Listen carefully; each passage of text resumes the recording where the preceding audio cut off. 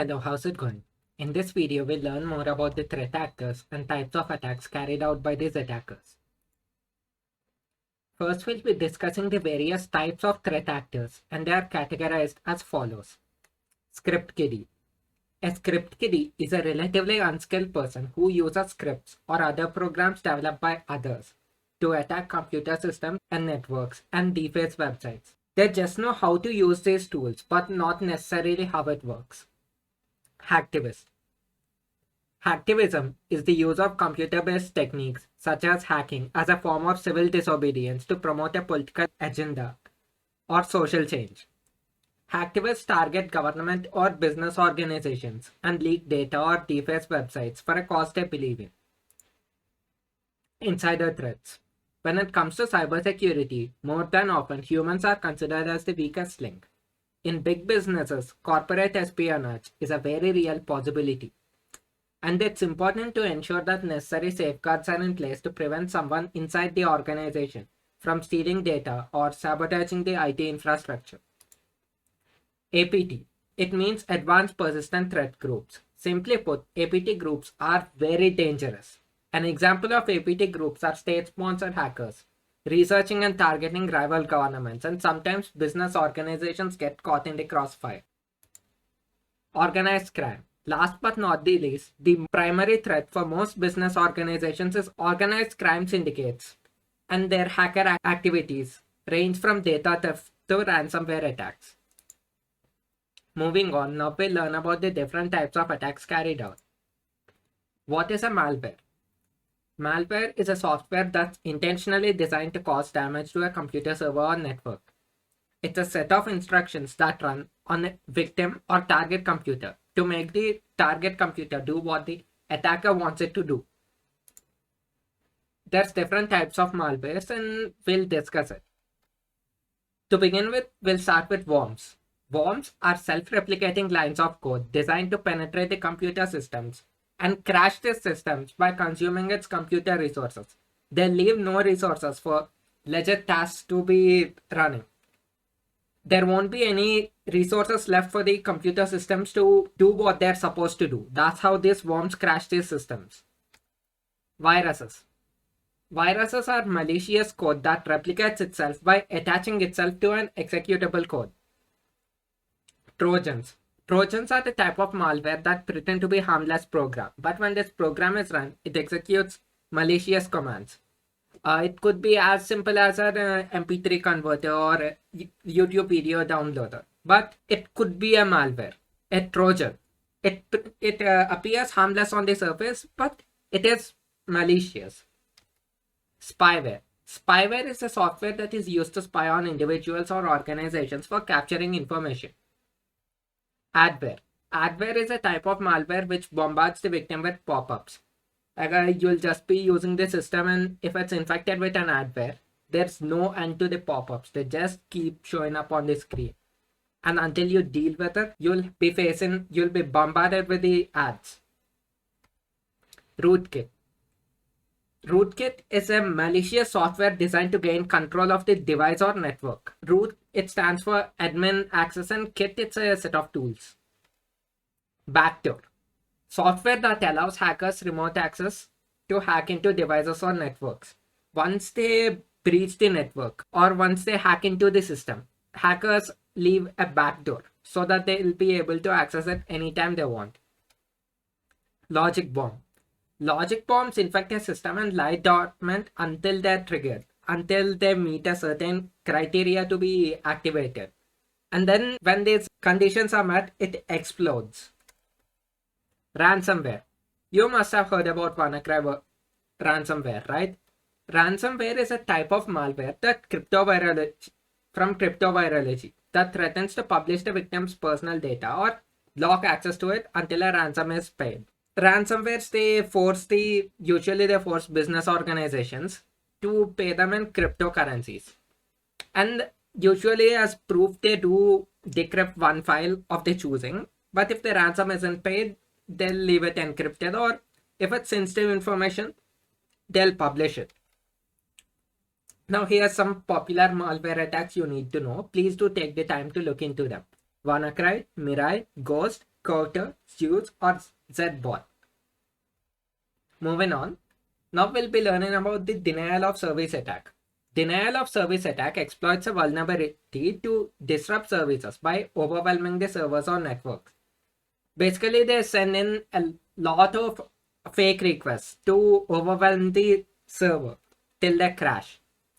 Distributed denial of service attack. It's pretty similar to DOS attack, but here they employ botnets. They use multiple, maybe even ranging to hundreds of devices to generate this fake request. It's a massive in scale in comparison with DOS attack to overwhelm the targeted servers or computer networks.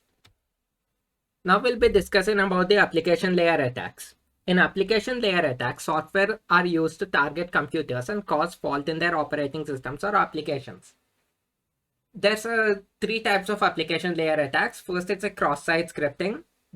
DOS attack is an example of cross-site scripting attack. And then there's this buffer overflow, DNS spoofing. And then there's the SQL injections for domain hijacking. We'll cover these topics in depth later on. Just make note of some. Now we'll be learning about the social engineering attacks. It's the art of manipulating people to give up confidential information or resources. It's all about manipulating humans to give up the information.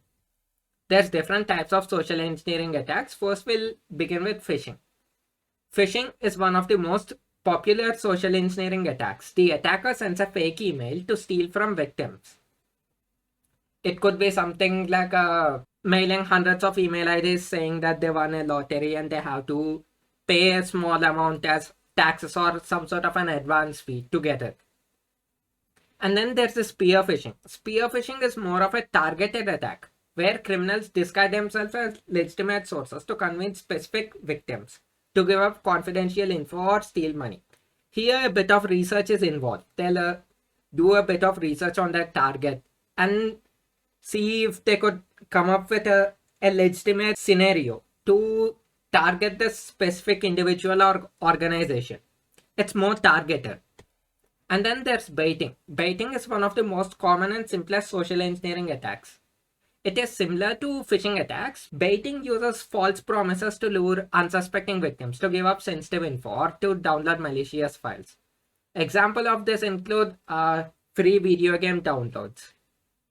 And then when they go to this website, it'll redirect them to download something else, a malicious file.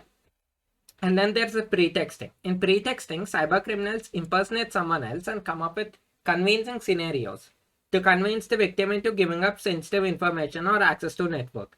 In this case, they might look up a company organization and then they might do a bit of research into their staff, see who works at what position, and then they could target the organization, pretend to be someone from the organization, or maybe pretend to be someone from a partner company and convince the person in charge to give up data.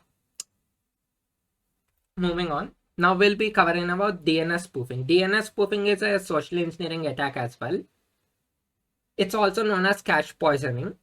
It's an attack where the attacker uses a fake website and redirects the target to this fake website to steal data. The victim believes he is accessing the legitimate site and proceeds to reveal credentials, which will be captured by the attacker. And then there's a honey trap. It's social engineering that uses more of sexual elements, that uses sexual relationships to lure the victim into divulging information or give up something critical that could ruin their reputation. Here's a report from Times of India. A group, they targeted rich people, and then a woman contacts them on social media, collects phone number, and they start talking. Then she sends an obscene video and asks the victim to reciprocate. And when the victim, unsuspecting victim, he responds with a similar video, then the gang starts blackmailing them. They'll say that I'm gonna leak your video to your people, and that does scare the victim and puts pressure on him. And then they'll start extorting the victim for money. Moving on, tailgating. It's more of a physical security breach, where an attacker follows an authorized person into a restricted area. He or she will follow like real close, and then they'll make their way into the restricted area where they'll have physical access to the servers or where they could steal something of a critical value. And then there's piggybacking. In this scenario, attacker comes up with a convincing story to let the employee or the victim that works at the place or organization to gain access to this restricted area.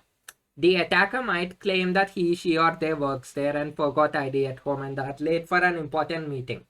And they'll convince the employee to let the employee use their keycard and to let the attacker into the premises. Despite whatever they tell you, even if it's a coworker, do not let people use your keycard. Alright? And then now we'll go over the key takeaways again, what we covered so far. We learned about the different types of threat actors. We learned about different types of malwares. We learned about the different types of attacks an attacker can carry out to gain access to sensitive data or networks. Alright, that's it for video. Thanks for watching.